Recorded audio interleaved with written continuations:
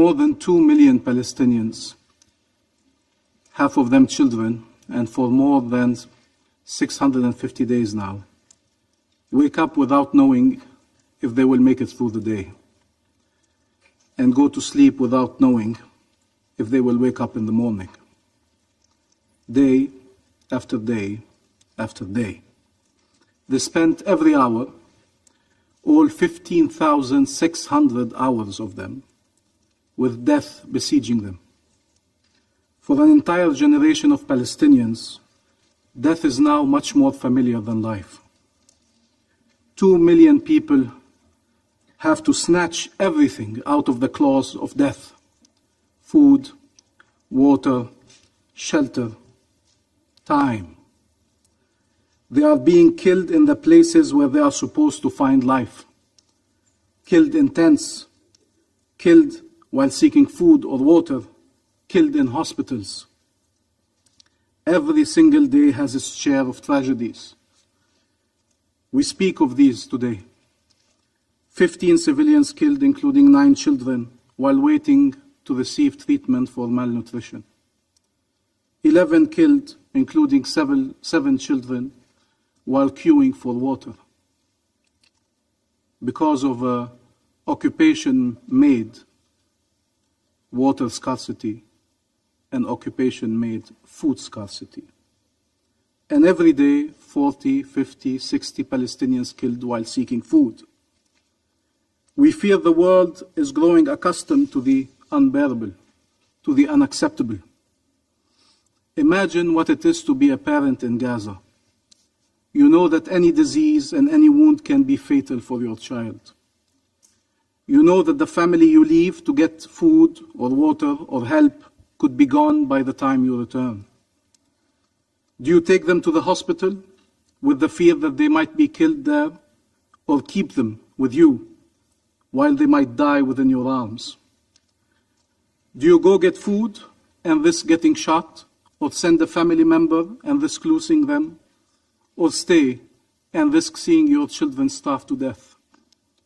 Do you go get water, send a member of your family go get water, at the peril of your life or their lives, or risk seeing your family die of thirst?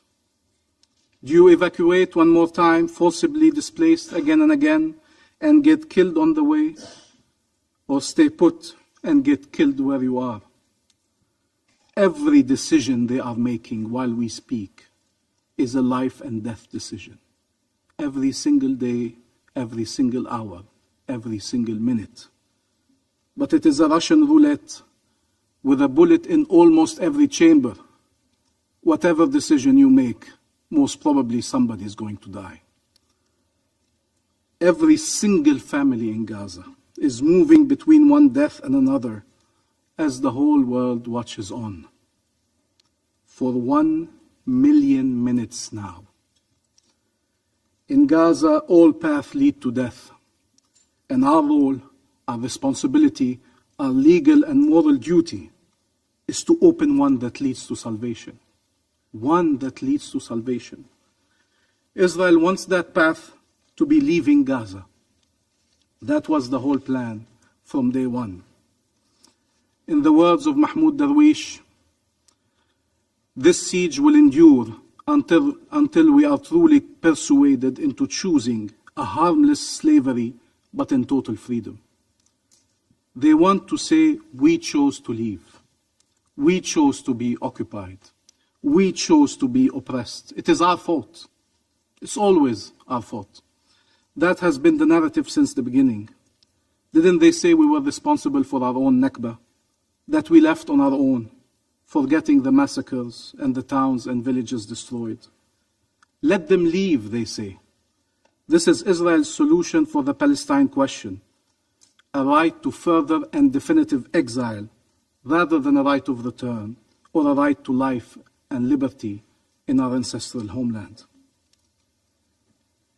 Mr. President, humanitarian assistance like international law are expressions of our recognition of the value of human life, all human life, and of the inherent dignity of each and every person.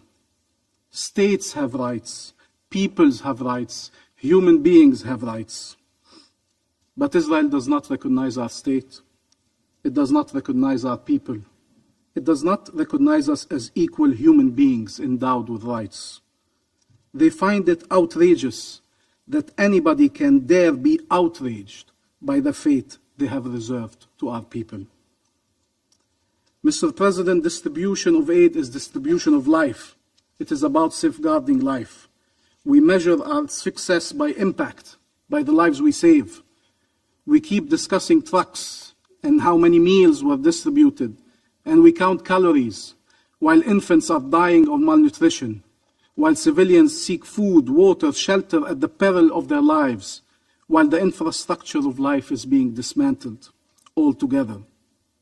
Aid must be delivered at scale. Aid must be delivered to all. Aid must be delivered across all of Gaza. This is non-negotiable. This shouldn't be a point of contention or debate or discussion. Israel has obligations as an occupying power to do so.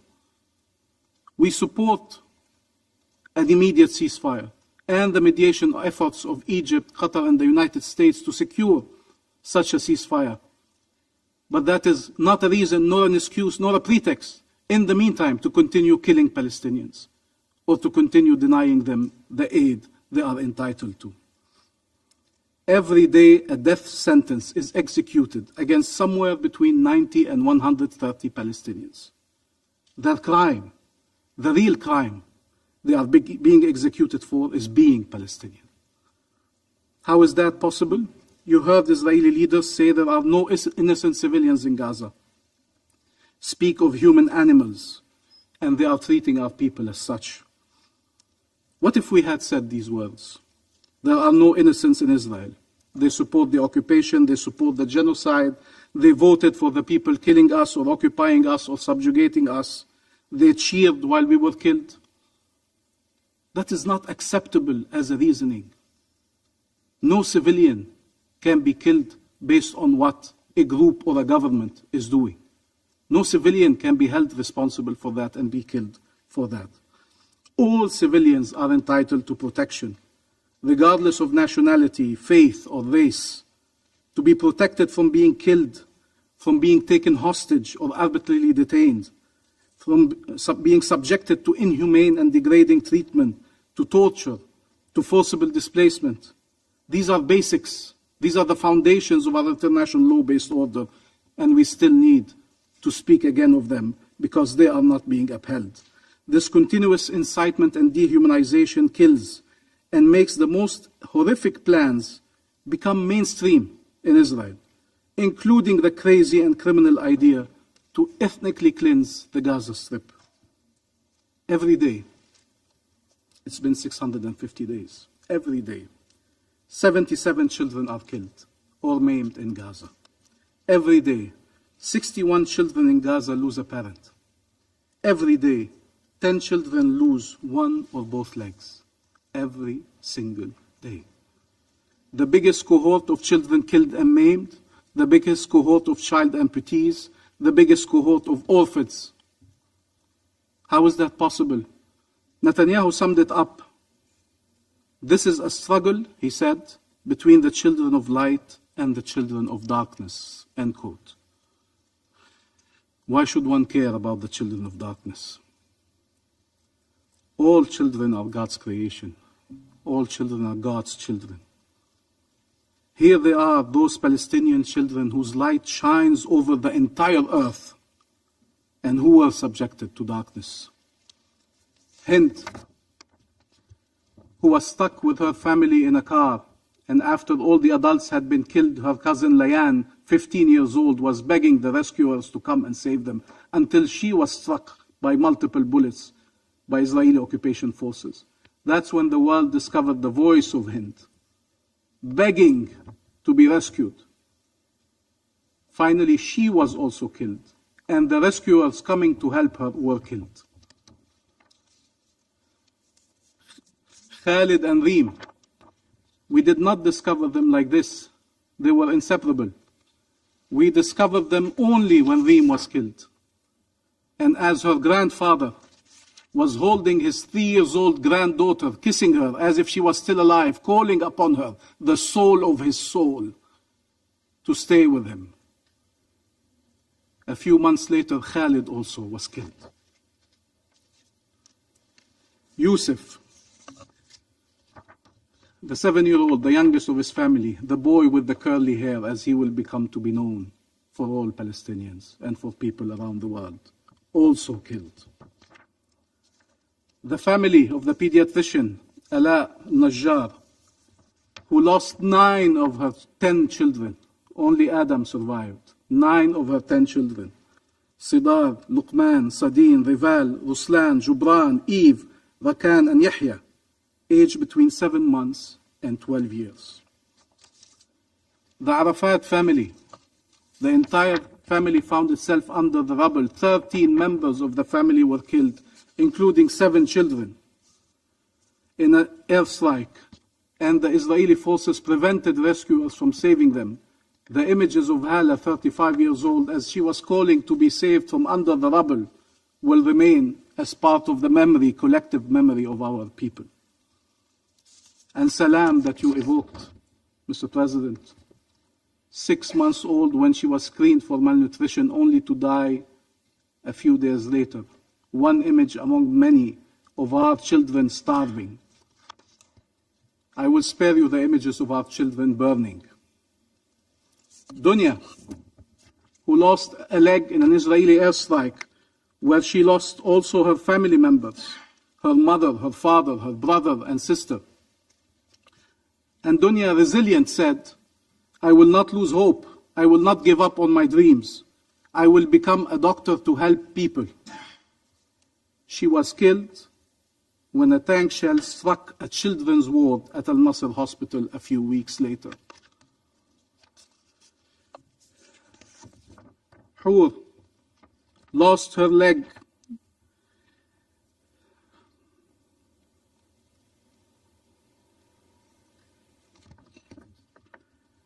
lost her family, her father, her mother, her 3 brothers.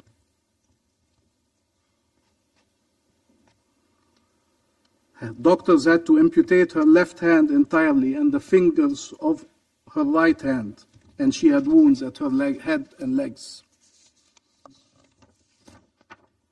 Siwar and Selina, 3 years and 21 months old, together in life and together in death.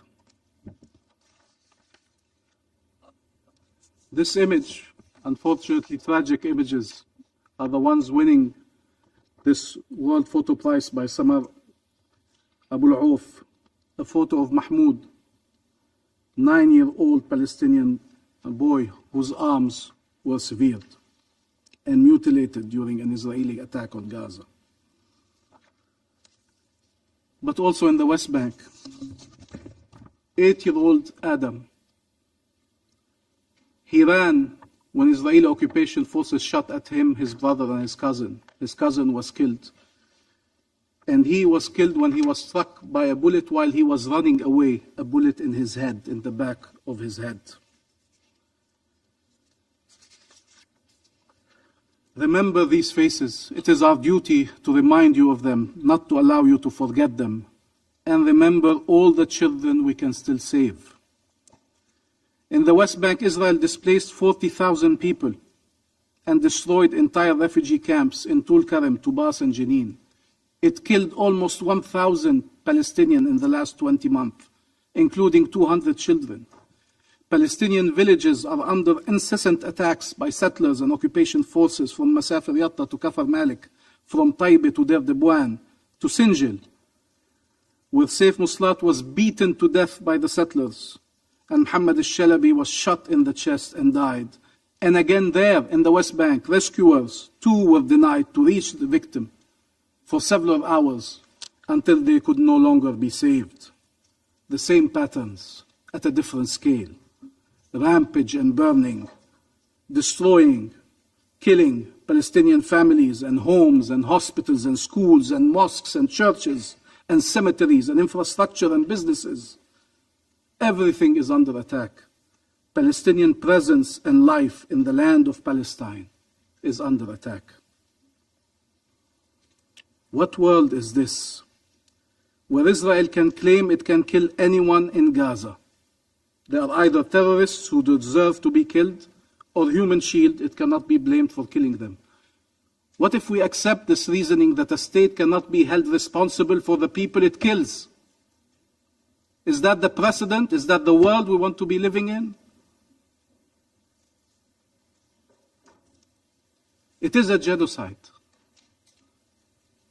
Many observers say it, many independent organizations say it, many scholars say it from Israel and the rest of the world.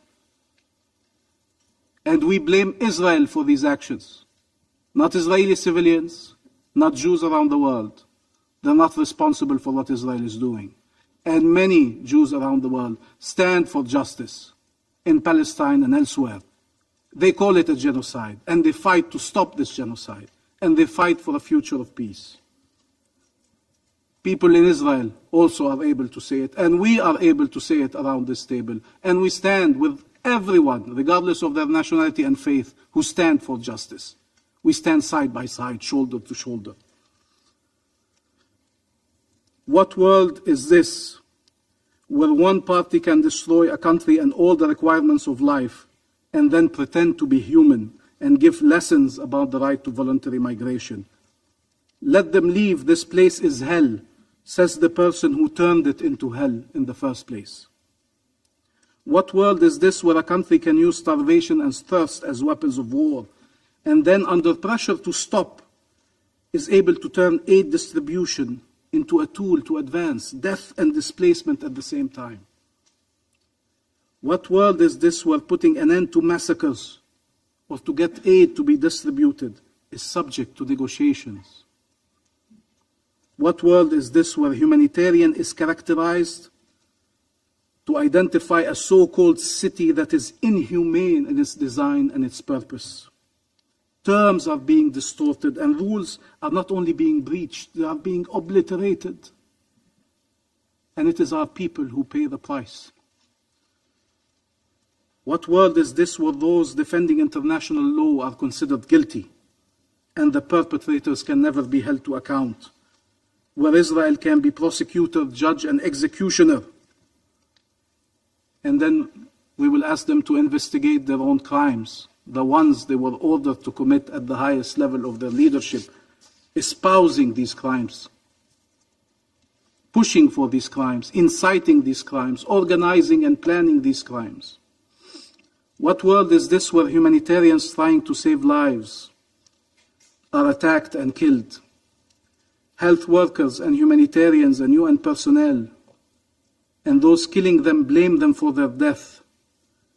What world is this where those documenting the crimes perish to silence them? What world is this where we need to say that aid is not a bargaining chip, not a method of pressure, not a weapon of war, not an instrument for displacement and forcible displacement? Mr. President, and I conclude, our role is not to be the narrators of this genocide, but to be part of the movement that brings it to an end. Our role is not to be witnesses and testify. It is to deliver justice and peace. The fate of a nation depends on the decisions that states are willing to take today to save civilians, to end the genocide, to achieve a ceasefire, to release hostages and prisoners, to deliver aid, to ensure the withdrawal of Israeli forces, to deliver justice, to end occupation, to achieve shared peace and security for all, shared peace and security, to save humanity and our international law-based order. This world is doomed and damned if it continues allowing for Palestinians to be killed in this manner, to allow children to be killed in this manner. Save Gaza, so we may all be saved by Gaza. That will continue to be our call to all to act, states, individuals, entities, organizations, agencies. Save Gaza, or we are all doomed. Save Gaza, so we can all be saved by Gaza. Thank you. Do you want to watch more videos like this one? If yes, subscribe to our channel and press the bell icon next to it. We have decided to bring videos on something nobody talks about: African politics, economy, and increasing power. Thanks for watching, and until the next video, stay tuned. Tell us what you think in the comment section. Like and share the video, and subscribe so that you don't miss any of our African videos. It's the best way to support us.